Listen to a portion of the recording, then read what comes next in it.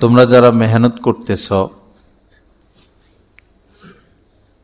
প্রথম বিষয় হলো অনেক বড় হওয়ার নিয়ত করা, যে আমি অনেক বড় হব। স্বপ্ন দেখা, আশা করা এবং এই মোতাবেক কাজ করা। আরবি ভাষায় প্রবাদ আছে, সামনে চলে আসবে, মান জাদ্দা ওয়াজাদা, যে চেষ্টা করে সে সফল হয়। তুমি যদি চাও, তোমরা যদি চাও যে আমি হাফিজ হুজুর রহমতুল্লাহ আলাইহির মতো হব, যদি চাও আমি হযরত মাওলানা আশরাফ আলী থানভী রহমতুল্লাহ আলাইহির মতো হব, যদি নিয়ত করো যে আমি হযরত হুসাইন আহমদ মাদানী রহমতুল্লাহ আলাইহির মতো হব, আল্লাহ চাইতো যদি দোয়া করো, চেষ্টা করো, ওরকমই আল্লাহ পাক বানাবেন। অথবা কাছাকাছি যাবা, কমপক্ষে অনেক বড় একজন মানুষ হইবা। কিন্তু যদি ছোটখাটো নিয়ত করে বসে থাকো, আর পড়লে পড়লাম, না পড়লে নাই, মা বাবার চাপে, ওস্তাদের চাপে, ঠেলা গাড়ির মতো এক ঠেলা দিলে একটু আগাইলাম, আরেক ঠেলা দিলে আরেকটু আগাইলাম, তো জীবনে কিছু হইতে পারবা না।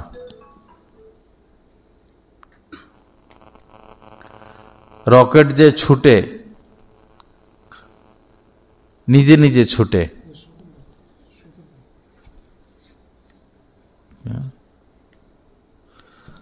রকেট নিজে নিজে ছুটে। ইরান থেকে রকেট মারছে, ইসরায়েল যাইয়া ওদের কোটি কোটি টাকার বিমান শেষ করে ফেলছে। রকেট আর ঠেলা গাড়ি সমান না, ঠেলা গাড়ি ঠেললে একটু অগ্রসর হয়। তুমি যদি ঠেলা গাড়ির মতো হও, যে ওস্তাদ আমারে ধাক্কায়া ধাক্কায়া ধাক্কায়া ধাক্কায়া পড়াবে, বেদ দিয়া মাইরা, এমনে করে হেমনে কইরা, তো তুমি ওই ইসরায়েল যাইয়া ইহুদির যে কোটি কোটি টাকা শেষ করছে ওরকম পারবা না। রকেটের মতো হইতে হবে, যে এক উড়ায় চাঁদে চলে যাব। এমন ভাবে পড়াশোনা করবা যেন একদম আল্লাহ পর্যন্ত পৌঁছে যাইতে পারো। আল্লাহ পাক সবাইকে তৌফিক দান করেন। এর জন্য কিছু শর্ত শারায়েত আছে, যেমন আদব। সবচেয়ে গুরুত্বপূর্ণ আদব। ওস্তাদ যদি বলে ঘুমিয়ে যাও, বাস ঘুমাইয়া যাবা। উঠো, একবারে বেশি দুইবারে যেন বলা না লাগে। উঠো বলছেন, কানে আওয়াজ গেল, সাথে সাথে উঠে যাইবা। পড়ো, বস পড়া শুরু করে দিবা। এই কেউ কথা বলবা না, একদম চুপ। ওস্তাদের নির্দেশ।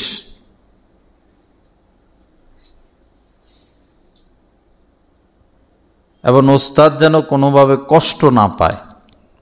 সকল ওস্তাদ, এই নয় তুমি এখন হেফজখানায় পড়ো, কিতাব বিভাগের ওস্তাদ তোমার ওস্তাদ না, এরকম না।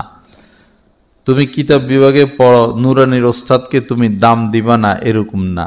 সবাই ওস্তাদ। তোমার ওস্তাদের প্রতি তোমার মহব্বত বেশি লাগবে, থাকবে, এটা স্বাভাবিক। এই কারণে অন্য ওস্তাদকে ছোট মনে করবা, মূল্যায়ন করবা না, এরকম যেন না হয়। বিভিন্ন জায়গায় দেখা যায় নুরানির ওস্তাদ ছাত্ররা হেফজের ওস্তাদকে ধাক্কা মেরে ফালাই দেয়, কথার কথা আর কি। যেহেতু তার কাছে পড়ে না, তাকে ওস্তাদ মনে করে না, এরকম যেন না হয়। সকল উস্তাদকে সম্মান করতে হবে। এবং মাদ্রাসার বাবুর্চি, দারোয়ান, অফিসের লোক, তারা তোমার উস্তাদ না হলেও মাদ্রাসার স্টাফ, তাদেরকেও সম্মান করতে হবে। আমার এক উস্তাদ বলতেন যে মাদ্রাসার যে কল, এই কল দিয়া ফোঁটা ফোঁটা পানি পড়তেছে, কোনো ছাত্র যদি ভাবে যে মাদ্রাসার তো অপচয় হচ্ছে, ফানি পড়তেছে, সে যদি মাদ্রাসার মোহাব্বতে এসে কল বন্ধ করে দেয়, আল্লাহ পাক এই ছেলেটাকেও মাহরুম করবেন না, কাজে লাগাবেন। মাদ্রাসার সুতা পরিমাণ জিনিস যেন তোমার দ্বারা নষ্ট না হয়, সুতা পরিমাণ জিনিস। মাদ্রাসার যদি গাছ থাকে, একটা গাছের পাতাও যেন তোমার দ্বারা ক্ষতিগ্রস্ত না হয়। গাছের পাতা, একটা ফুল, একটা ফল। এমন বহু মাদ্রাসা আছে যে আম ধরে থাকে, পেয়ারা ধরে থাকে, হাত দিয়ে ধরতে পারে বাচ্চারা, কিন্তু একটা আমও কেউ নেয় না, একটা পেয়ারাও কেউ পারে না। আর এমন মাদ্রাসাও আছে যে আম বড় হইতে পারে না, পেয়ারাও বড় হইতে পারে না, এই ফুলের থেকে বাইর হইলেই শেষ। দোনো মাদ্রাসার ছাত্র সমান না। ছাত্র জীবন থেকে যার মধ্যে তাকওয়া থাকবে, পড়ালেখার পরে তাকে আর কষ্ট করতে হয় না, এখন তার রাস্তা খুলতে থাকে, বড় বড় খেদমত আল্লাহ পাক তার থেকে কবুল করেন। আর ছাত্র জীবনে যে দুষ্ট, অনাচার এবং বান্দার হক নষ্ট, কাউকে কষ্ট দেওয়া, বেয়াদবি করা, কোনো গুনাহের কাজে, পাপের কাজে জড়ানো, তো পড়ালেখার পরে সে ওস্তাদ হলেও ভালো কিছু করতে পারে না, তার ওই বদ অভ্যাস থেকে যায়। যত বড় বড় মানুষ বেশিরভাগই এমন ছাত্র জীবন থেকেই মেহনতি, ছাত্র জীবন থেকেই বুজুর্গ, ছাত্র জীবন থেকে কষ্ট করে আসতেছেন। আর এখন যদি কষ্ট না করো, আরামায়েশ করো, আরাম খোঁজো, সুযোগ সুবিধা খোঁজো, বাড়িতে গেলে একদিনে কথা বলে 3 দিন পরে আসো, একটু বেশি ঘুমাইতে চাও, বেশি খাইতে চাও, বেশি আরাম করতে চাও, সময় নষ্ট করো, তো বড় কিছু হওয়া সম্ভব না। এখন প্রতিযোগিতার জামানা। আল্লাহ আমাদের সবাইকে তৌফিক দান করেন। একটা তো হইল আদব, আরেকটা হলো এখন থেকে গুনাহ থেকে বেঁচে থাকার চেষ্টা করা, এখন থেকেই। হযরত মাওলানা আশরাফ আলী থানভী রহমতুল্লাহ আলাইহির 2 ভাতিজা না ভাগিনা ওনার কাছে পড়তেন, ছোট ছোট। বড়জনের নাম ছিল সাইদ আহমদ। বয়স যখন 12 হয়, তো একদিন সাইদ আহমদকে বললেন, সাইদ আহমদ, মামিদের সাথে কি পর্দা করতে হয়? মামি মানি হযরত থানভী রহমতুল্লাহ আলাইহির স্ত্রী। এতদিন বাসায় আসা যাওয়া করত, বাসায় যায় খানা খাইতেন, হযরত থানভী রহমতুল্লাহ আলাইহির স্ত্রী গোসল করায় দিতেন, খানা খাওয়াইতেন। তো যখন বলছেন যে মামিদের সাথে পর্দা করতে হয় কিনা, এতটুকুই বলছেন, সে তো এখন আর বাসায় যায় না, ঘরে যায় না। এদিকে উনাদের সন্তান নাই, এরে সন্তানের মতো জানে, লালন পালন করে, সে উনারা বসে আছে ঘরে, যে আসে না কেন। পরে হযরত থানভী রহমতুল্লাহ আলাইহি বাসা যাওয়ার পর বলল যে সাইদ আসে না কেন, আপনি কি বলছেন? হযরত থানভী রহমতুল্লাহ আলাইহি বললেন যে আমি বেশি কিছু বলি নাই, বলছি যে মামিদের সাথে পর্দা করা লাগে কিনা, এতটুকুই বলছি। তো অনেক কান্নাকাটি করছেন, কিন্তু সে দ্বিতীয়বার আর মামির সামনে যায় নাই। আমার এক ওস্তাদ মুফতি আব্দুল ওয়াহিদ কাসিমি দামাত বারাকাতুহুম, আল্লাহ পাক হযরতের হায়াতে বরকত দেন, এখন মিরপুর মুসলিম বাজার মাদ্রাসার শাইখুল হাদিস এবং মুহতামিম। তো ওনার ভাবির কোনো সন্তান ছিল না, বড় ভাইয়ের স্ত্রী, উনি হেফজোখানা পড়তেন। তো সন্তান নাই, এজন্য সন্তানের মতো পালতেন, গোসল করাই দিতেন, খানা খাওয়াইতেন, মাদ্রাসায় নিয়ে আসতেন, মাদ্রাসায় থেকে নিয়ে যাইতেন, আদর করতেন সন্তানের মতোই। তো একদিন ওস্তাদ, হেফজোখানার ওস্তাদ বলছেন যে ভাবিদের সাথে পর্দা করতে হয়, ভাবিদের সামনে যাওয়া যায় না। ছোট ছিল, তোমাদের মতো ছোট। ওস্তাদের কথা এত মানা মানতেন, এখন আর ভাবির সামনে যান না, ভাবির সাথে কথা বলে না, না করে দিছে যে ভাবি যেন আমার সামনে আর না আসে, আমি উনার সামনে আর কখনো যেতে পারবো না। পরে ওই মহিলা অসুস্থ হয়ে গেছেন, এমন অসুস্থ মারা যাওয়ার মতো, পরে হাসপাতালে নিয়ে ভর্তি করেছেন। কোনো ওষুধ কাজ হয় না, পাগলের মতো হয়ে গেছেন। মহিলা বলতেছেন যে আমারে হাসপাতালেও আনার দরকার নাই, আমারে ওষুধ খাওয়ানোরও দরকার নাই, আব্দুল ওয়াহিদ আমার সামনে আসলেই আমি সুস্থ হয়ে যাব। তো উনি বলছেন না, আমি আর কোনোদিন তার সামনে যাব না। অথচ এখনো নাবালেগ, এখনো পর্দা ফরজ হয় নাই।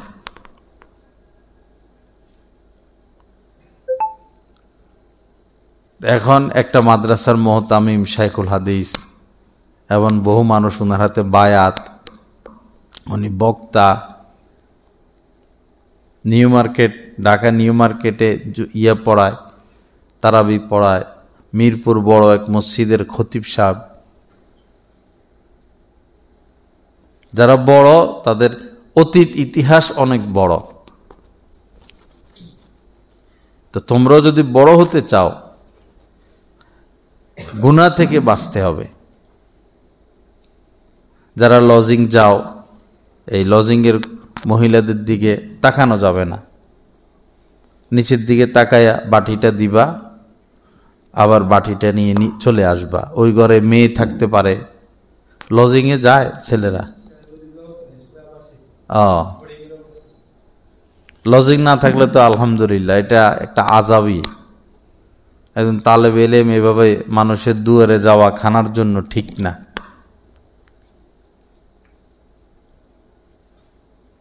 বন্দে যখন বাড়িতে যাও, বাড়িতে এরকম চাচাতো বোন আছে, তোমাদের ভাবি আছে, খালতো বোন আছে, জ্যাঠতো বোন আছে, এখন থেকে তাদের সাথে পর্দা। তাদের সাথে খেলা যাবে না, কথা বলা যাবে না, গল্প করা যাবে না। তাদের থেকে দূরে দূরে, যে না, নিষেধ। তোমার মাকে বলে দিবা যে ওরা যেন আমার সামনে না আসে। ছোট হইলেও ভবিষ্যতে যাদের সাথে পর্দা করতে হবে, ছোট হলেও এখন থেকে ফরহেজ করা, দূরে থাকা। এছাড়া রাস্তাঘাটে আসরের পর হয়তো বাহিরে যাও, কোনো মহিলার দিকে নজর যেতে পারবে না। এখন থেকে নজর হেফাজত করা। নবীজির সামনে উনার চাচাতো ভাই হযরত ফজল রাদিয়াল্লাহু তাআলা আনহু দাঁড়ানো ছিলেন। তো নবীজি হঠাৎ করে উনার মাথা এভাবে ঘুরাইয়া দিছেন। মনে করো পূর্ব দিকে মাথা ছিল, পশ্চিম দিকে ঘুরাইয়া দিছেন। উনি ঘুরে গেছেন, ঘুরাইয়া দিছেন, ঘুরে গেছেন। তো চাচা এসে জিজ্ঞাসা করলেন হযরত আব্বাস রাদিয়াল্লাহু তাআলা আনহু যে ইয়া রাসূলুল্লাহ, আপনি আপনার ভাতিজার মাথা এভাবে ঘুরিয়ে দিয়েছেন কেন? তখন নবীজি বললেন, ওই দিক থেকে একটা মেয়ে আসতেছে, আর সেও যুবক ছেলে, তা আমি ফিতনার আশঙ্কা করলাম, অর্থাৎ তার নজর ওই মেয়ের দিকে পড়তে পারে, এজন্য তার মাথাটা আমি ঘুরাইয়া দিছি। তো এখন থেকেই নজর হেফাজত করা। হেফজোখানায় যারা পড়ে তাদের এক একজনের পিছনে হাজার হাজার শয়তান কাজ করে। হাফেজ হইতে দিবে না। কিতাব বিভাগের ছাত্রদের পিছনে এত শয়তান কাজ করে না।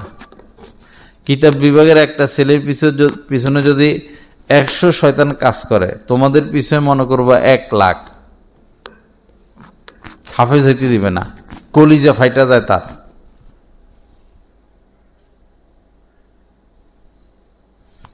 এজন্য কোনো ধরনের পাপ, গোপন পাপ, প্রকাশ্য পাপ যেন না হয়। অনেক ছেলেরা আছে বালেগ হওয়ার পর বা বালেগ হওয়ার আগ থেকে গোপন পাপে লিপ্ত হয়।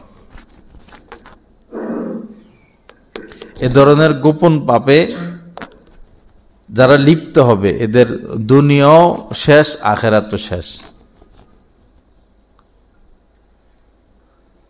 দুনিয়াতেও বড় হইতে পারবে না, আখিরাতেও তারা মার খাবে।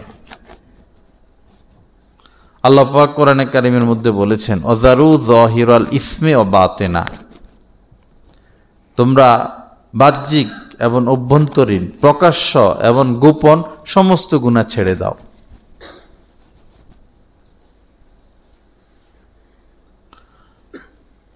হযরত ইমাম শাফি রাহমাতুল্লাহ আলাইহি, 4 মাযহাবের যিনি একজন ইমাম, উনার এই ছোটকালে পড়া মুখস্থ হইতো না, সব ভুলে যেতেন। যেটা পড়ে সেটাই ভুলে যায়, যেটা পড়ে সেটাই ভুলে যায়। তো উনার ওস্তাদ ছিলেন বুজুর্গ ওস্তাদ হযরত ওয়াকি রাহমাতুল্লাহ আলাইহি। উনার কাছে গিয়ে বললেন, হযরত আমার তো কোনো পড়া মুখস্থ হয় না, মুখস্থ হইলেই আবার ভুলে যায়, আমি কি করতাম? তখন তিনি বলছেন যে তুমি গুনাহ ছেড়ে দাও, গুনাহ ছেড়ে দাও। তো গুনাহ ছেড়ে দিছেন, আল্লাহ পাক জিহান শক্তি দিছেন, আর উনার পড়া উনি ভুলেন না এবং মুখস্থ হয়। পরে এত বড় আলেম হইলেন যে একটা মাযহাবের ইমাম তিনি, উনি একটা মাযহাব তৈরি করছেন। কত বড় আলেম! এজন্য মিথ্যা কথা কখনো বলবা না, কাহারও হক নষ্ট করবা না, কাহারও অনুমতি ব্যতীত তার সাবান ধরা, তার টিস্যু ধরা, তার জুতা ব্যবহার করা, টাং খোলা, টাং খুলে বিস্কুট খেয়ে ফেললা, কারো হক নষ্ট করা যাবে না, কাউকে কষ্ট দেওয়া যাবে না। তোমার শক্তি বেশি বা তুমি ধনী মানুষ বা তুমি পড়ালেখা ভালো পারো, এজন্য অন্যদের উপর জুলুম করবা, এটা আল্লাহ সহ্য করবে না। যে ছাত্ররা একটু অহংকার দেখায়, শক্তি দেখায়, দাপট দেখায়, আল্লাহ এদেরকে আগাইতে দেন না। কেউ অহংকার করবা না, অহংকার দেখাবা না। আরেকটা বিষয় হইল এই দোয়া মুনাজাত।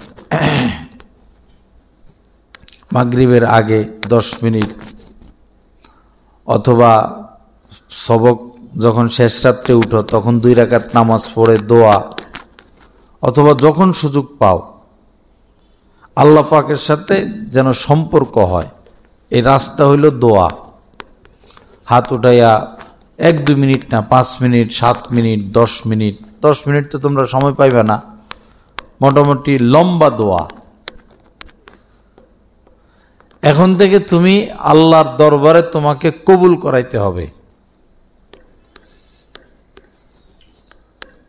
মা তার বাচ্চার প্রতি এত মায়া, তাও তো বাচ্চা কানলে পরে দুধ দেয়, আদর করে। যদি বাচ্চা না কাঁদে এমনি শোয়াই রাখে, মা মায়ের কাজ করে, কোলে নেয় না। বাচ্চা কান্নাকাটি করলে কোলও নেয়, আদরও করে, বুকের দুধও খাওয়ায়। তা আল্লাহর কাছে চাইতে হবে। অনেক বেশি দোয়া মুনাজাত। মাদ্রাসার জন্য দোয়া করবা, ওস্তাদদের জন্য দোয়া করবা, তোমার মা বাবার জন্য দোয়া করবা, আলেম ওলামাদের জন্য দোয়া করবা, তোমার নিজের জন্য দোয়া করবা। আল্লাহ আপনার ওলি হিসাবে কবুল করেন, ভালো হাফেজ হিসাবে কবুল করেন, আলেম হিসাবে কবুল করেন, আল্লাহ ওয়ালা হিসাবে কবুল করেন, আমার থেকে দ্বীনের খেদমত কবুল করেন, আমার নফস শয়তানের ধোঁকা থেকে আমাকে হেফাজত করেন। এভাবে দোয়া, বেশি বেশি দোয়া। আল্লাহ পাক সবাইকে কবুল করেন। যাই হোক, সময় কম, আমার ওইখানে এসা পড়তে হবে গিয়ে। আমি আবার কথাগুলো বলি প্রথম থেকে। প্রথম কথা হইল, অনেক বড় হওয়ার স্বপ্ন দেখবা এবং এই অনুযায়ী অগ্রসর হবা। স্বপ্ন দেখতে হবে ছোট না বড়? বড়। আল্লাহর ওলি হব, অনেক বড় ওলি হব। বাংলাদেশের এখন বড় হাফেজ সাহেব হচ্ছেন হাফেজ আব্দুল হক সাহেব। উনার মতো আমি বড় হাফেজ সাহেব হব। কাবার ইমামের তেলাওয়াতে সবাই মুগ্ধ, হযরত সুদাইসি সাহেব, যে উনার মতো আমি হব। এক কথা। দ্বিতীয় কথা হলো আদব, কাগজের সাথে আদব। অনেকে অজু ছাড়া পড়ে, অজু চলে যায়, পরে পাশেরটারে বলে পৃষ্ঠে উল্টে দিতে। এগুলো না করা। ওস্তাদে না দেখলেও আল্লাহ দেখেন। সব ক্ষেত্রে আদব। এটা মনে করবা যে আমাকে আমার আল্লাহ দেখতেছেন, আল্লাহ আমার সাথে আছেন। ওস্তাদ তো সবসময় দেখে না।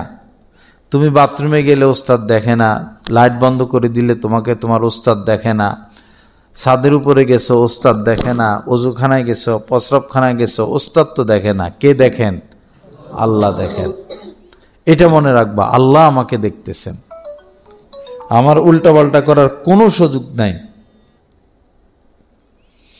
আল্লাহ তৌফিক দান করেন। তো আদব, এরপরে পর্দা, নজরকে হেফাজত করা। এখন থেকে কোনো মহিলাদের দিকে, বিন্নারী যারা, তাদের দিকে তাকানো যাবে না। নজর হেফাজত। এরপরে গোপন গুনাহ, প্রকাশ্য গুনাহ। গোপনে যে গুনাহগুলো হয় কেউ না দেখুক, আল্লাহ দেখেন এবং ক্ষতি হয়ে যাচ্ছে।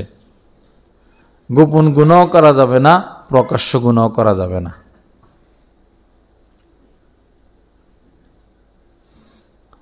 আর লাস্টের কথা হলো দোয়া মোনাজাত। লম্বা লম্বা দোয়া, লম্বা লম্বা দোয়া। তুমি এখান থেকে এখন মাদ্রাসায় চলে যাবা, কাজ তো নাই, হেঁটে যাবা, এই অল্প সময় দোয়া করবা, আল্লাহর কাছে চাইবা। তোমার যে সমস্যাটা সেটা আল্লাহকে বলবা। তোমার কলম লাগবে, খাতা লাগবে, জুতা লাগবে, মা বাবার কাছে বলার আগে আল্লাহর কাছে বলবা। সব কিছু আল্লাহর কাছে বলা। মোনাজাতের জন্য দোয়া, হাত উঠানো জরুরি না, যে কোনো অবস্থায় দোয়া করা যায়। আল্লাহ পাকের সাথে যেন সরাসরি একটা যোগাযোগ হয়ে যায়, সম্পর্ক হয়ে যায়, তাআল্লুক হয়ে যায়। আল্লাহ পাক আমাদের সবাইকে কবুল করেন।